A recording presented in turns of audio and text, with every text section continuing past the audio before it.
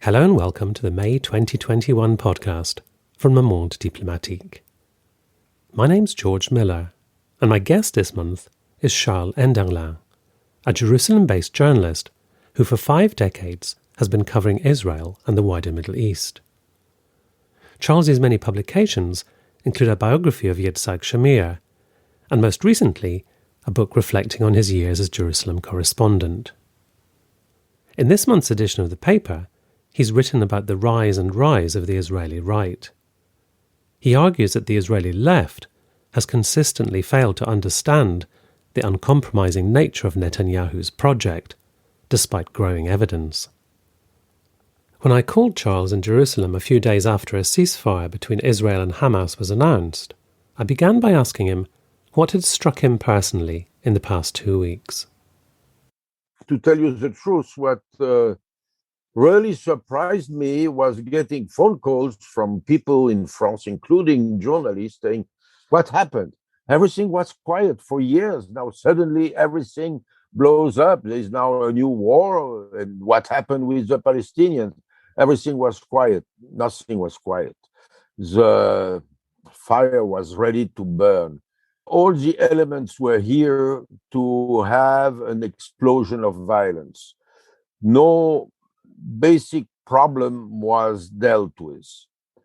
Netanyahu, for 10 years, had as his policy to make military agreements, ceasefires with Hamas, under the condition that he would let Qatar bring suitcases of cash to Gaza to finance the Hamas. And on the other side, in the West Bank, no political agreement, everything is stuck, and settlements are growing within 60% of the West Bank.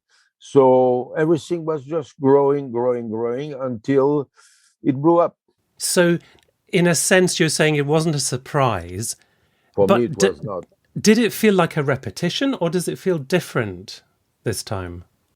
Listen, I was expecting at some point in time this would happen.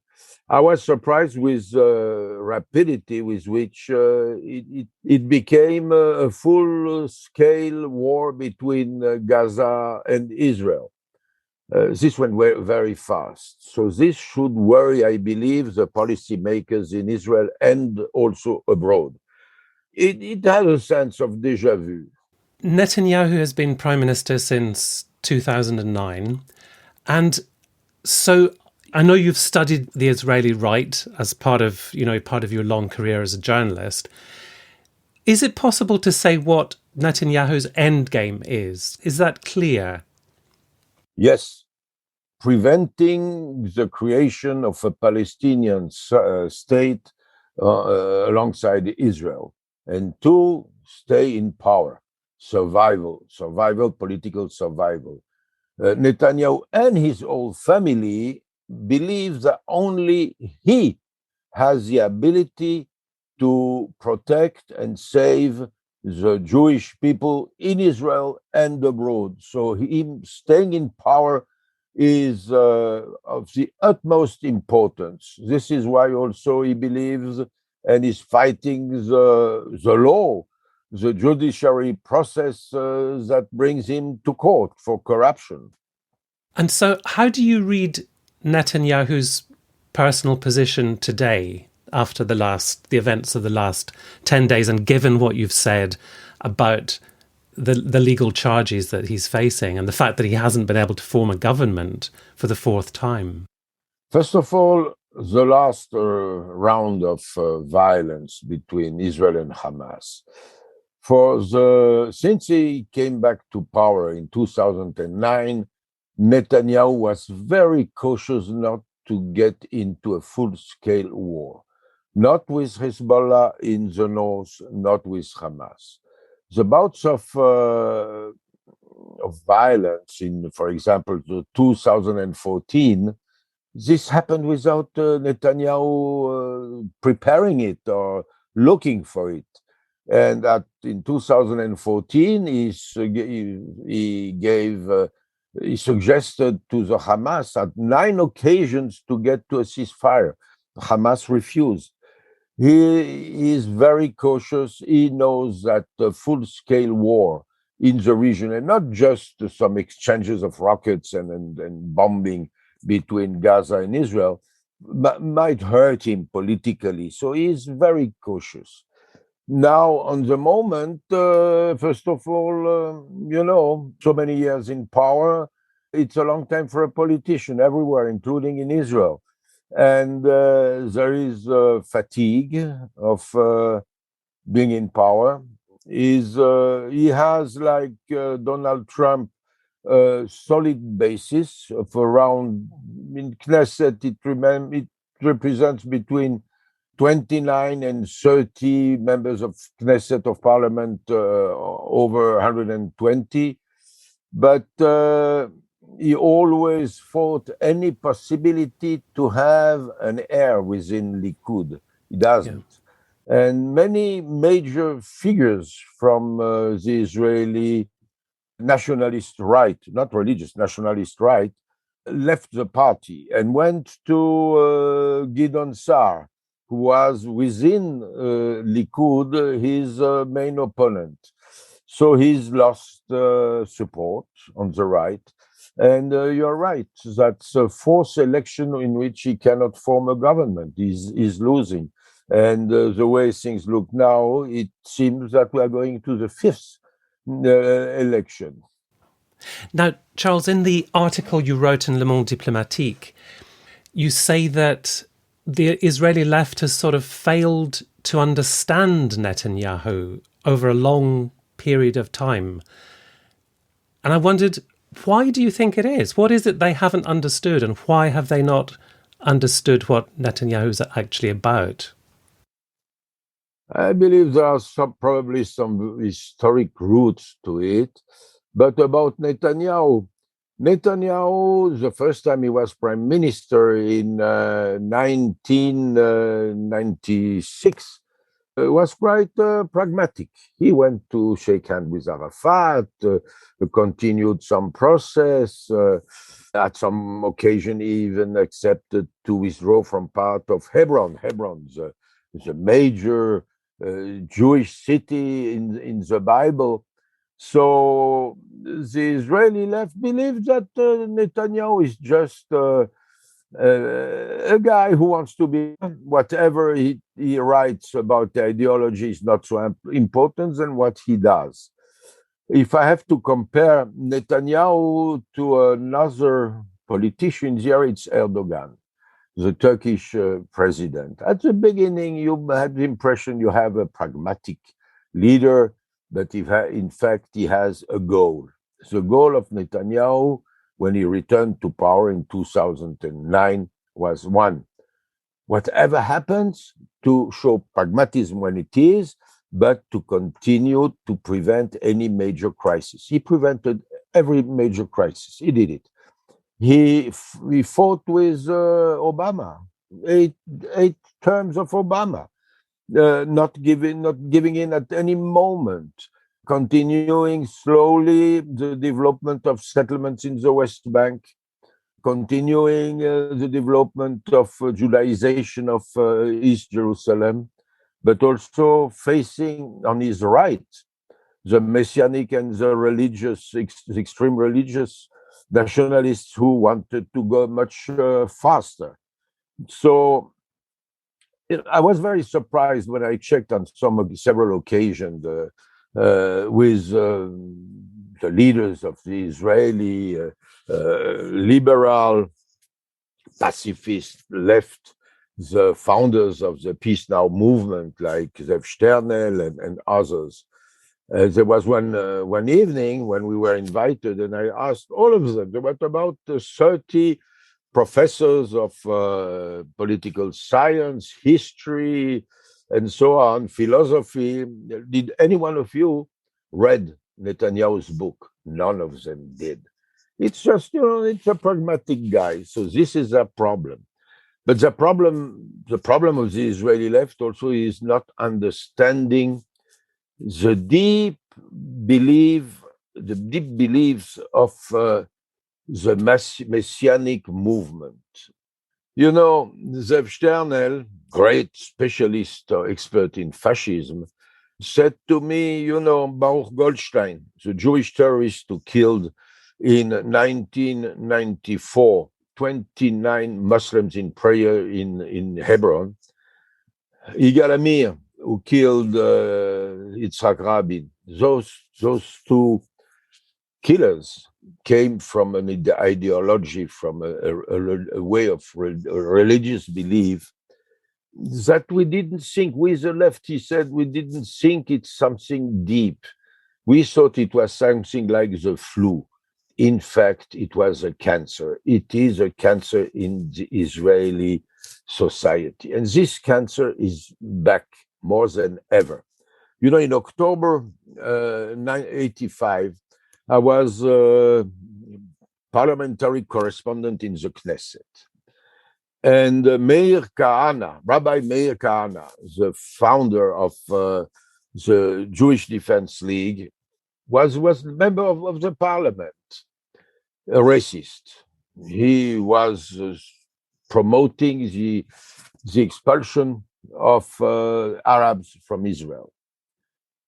When he went to speak, all members of Knesset, only two were left inside the hall, all of them left the scene not to hear him scream and use his racist anti-Arab arguments. Even the Likud left, headed by Yitzhak Shamir as the prime minister. Today, Netanyahu succeeded in negotiating the creation of a new party in the Knesset, which is called Religious Zionism. It's a coalition of three small parties. The main one is headed by Bezalel Smotrich, a nationalist, extreme religious member of parliament. Is anti-Arab and homophobic. The second one is a rabbi. He's not only anti-Arab, against gays, but he's also against women working. The third one is the ideological heir of Meir Kahana. This is the pure racism. This is Itamar Ben Gvir. So now I'm also an Israeli citizen. I see Meir Kahana coming back to the Knesset with a group of extreme racist, anti-Arab, religious members of parliament. And the Israeli Arab population understands that this is something new. We saw Itamar Ben Gvir everywhere. There were some clashes. He is the guy who lights the fire everywhere. So, Charles, is it fair to say that Israel is becoming a more right-wing country, that is the direction the country is going in, or is that too crude a judgment? No, yeah, it's absolutely true. We can see exactly how many members of Knesset belong to the Israeli right. Now you have different colors. You have the pro-democracy. You have rightist party, which is the party who left a group of Likud members who left Likud to build their own party. They're in favor of democracy. You know, I'm not young. I knew personally Menachem Begin and Yitzhak Shamir. They were rightists. They were in favor of annexation of the West Bank and Gaza, by the way. But they were Democrats. They accepted the judgments of the High Court. They were in favor of giving equal rights to Arabs and Jews. In 1966, it was Menachem Begin, head of Likud, who acted in Knesset to cancel the military regime under which all Israeli, Palestinian Arabs were living under control of the Israeli army. It was Menachem Begin because he thought it was undemocratic. Today, we have Likud headed by Netanyahu, who is fighting against the rulings of the Israeli High Court. And what they want officially to change the capacity of the court to regulate and criticize when necessary laws voted by the Knesset. The basic idea is a different vision of democracy. We have the majority, so we can do whatever we want. This is the basic idea that we hear Likud ministers presenting almost every day on TV here, and try to explain that to a whole generation who grew up under this condition and with this zeitgeist. Charles, I wanted to ask you about the nature of public debate in Israel, because those of us on the outside know what the international press are saying, but we have much less of a grip on what the nature of debate among the media, journalists, intellectuals, politicians in Israel is like and has been in the last 10 days. What characteristics would you pick out? Well, guns are roaming, rockets are exploding. The debate is totally calmed down. When there are some critics, we have violent reactions on social media. This happened in the past, but this time it goes against major TV journalists, some TV stars in the different news evenings. And for the first time, 20 Israeli medias, which are TV, radio, and social media, internet websites, wrote a letter to Zuckerman and to the CEO of Twitter to ask them to control the threats being published by posts on Facebook and Twitter against journalists in Israel. Journalists were attacked in the streets, cameras were broken. You know, we as foreign journalists during the first intifada, the second intifada, I'm sorry, happened almost every day. We were attacked in the street, but the general public was quiet, and the Israeli media didn't give any interest to what was happening to the foreign press. Now it's happening to them, which is for me a new factor. It's very interesting. I myself had a lot of fighting with the Israeli vision and authorities about my work, and some story about a kid being killed by Israeli bullets in 2000. But now suddenly it happens to the Israeli journalists. The street is quite violent and radical. The last thing I wanted to ask you, Charles, you spoke at the beginning about not being surprised by the recent violence. We're now in a moment of ceasefire. So what happens from here? Are we in an endless cycle of repetition, or is something different about this time? This is only a ceasefire. Now some agreements must be negotiated. First of all, for humanitarian aid in Gaza. Two, reconstructing Gaza. Gaza is a humanitarian catastrophe, not only now. It was before this bout of fighting, but for several international organizations, a few years, Gaza will not be a place where human beings can live. Problems not only of pollution, polluted water, very free electricity, permanent pollution, even a factory for used water. The whole used waters of Gaza are being thrown in the Mediterranean. This is a terrible source of pollution, because it's impossible to bring in enough material from construction, because the Israelis think that the construction material would go to the Hamas and to tunnels. So now negotiations. Most of Israeli military experts believe that negotiations will not be able to bring a permanent ceasefire or ceasefire for a few years, for the simple reasons that the Americans, but also the Israelis, don't want the money for reconstruction to go through Hamas, or having the possibility of Hamas getting its hands on some sack of cement or some dollars somewhere. So it should go to the Palestinian Authority. The Hamas will never accept that. It will not. By the way, just on another subject, I don't believe there will ever be any agreement between Hamas and the PLO. They are deeply enemies since the 80s. It will not happen.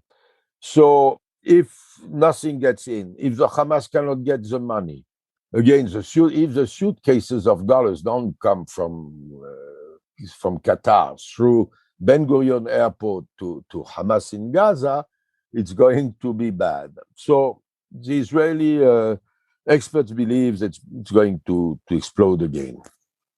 Everything depends on the Americans. Antony Blinken is here now. They know exactly what's happening. Nobody in the United States knows better the Israeli-Palestinian, Israeli-Arab conflict than Biden and Blinken. They went through it during the whole Obama administration with the failure we know. So they know exactly what to do. And what can they do? First of all, renew a process for negotiating. Impossible. There is no real government in Israel. Netanyahu is here. We don't know if he will stay, if there will be another government, elections in September. Then 3 months after that, there will be a new government. So it brings us to beginning 2022. Until then, no peace or other negotiations are possible. So what they can do and should do is try to reform the Palestinian Authority. We have the 85-year-old Mahmoud Abbas. It's time for him to go on pension. During the years, Mahmoud Abbas succeeded in excluding several major figures inside the Palestinian movement who, for example, participated in the negotiation for the alternative peace proposal, the Geneva Initiative, in 2003. Which is exactly what should be negotiated. On Jerusalem, the refugees, the borders, everything was done. This was negotiated by ex-Palestinian generals, writers, politicians on the Israeli side also, ex-chief of staff, ex-minister of justice, both sides, the moderates. Abbas excluded them from the PLO, from his organization. So bringing them back, but also understanding how the young Palestinian generation feels. And to tell you the truth, I feel quite optimistic because I saw Blinken in Ramallah, meeting also with Palestinian activists, not only politicians, who can tell them about how they feel. Issa Amro from Hebron, who has constant problems not only with Israeli authorities and army, but also with the Palestinian Authority.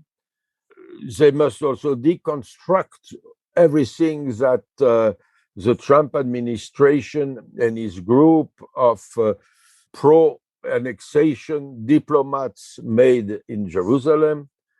They canceled the U.S. consulate in East Jerusalem, which was a sort of embassy for the Palestinian territories. Blinken said they will put again this American consulate in East Jerusalem. So there are some moments, but everything is very fragile and everything can blow up very fast again with the consequences we see. whenever everything blows up here between Israelis and Arab, between Jews and Arabs, wherever it is, the West Bank, Gaza, East Jerusalem, you have consequences in abroad. In Europe, the streets are violently becoming anti-Israel, if not anti-Jewish, if not anti-Semitic. Same thing in the United States. I believe in London it's the same. So it's in the interest of the international community and furthermore for the American administration to try to calm things down here.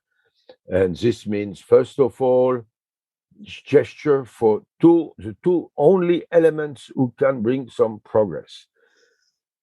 The young generation and the moderates in Palestinians, and on the Israeli side, all the NGOs who fight against occupation, which is, bringing the area, if it's not there already, to apartheid.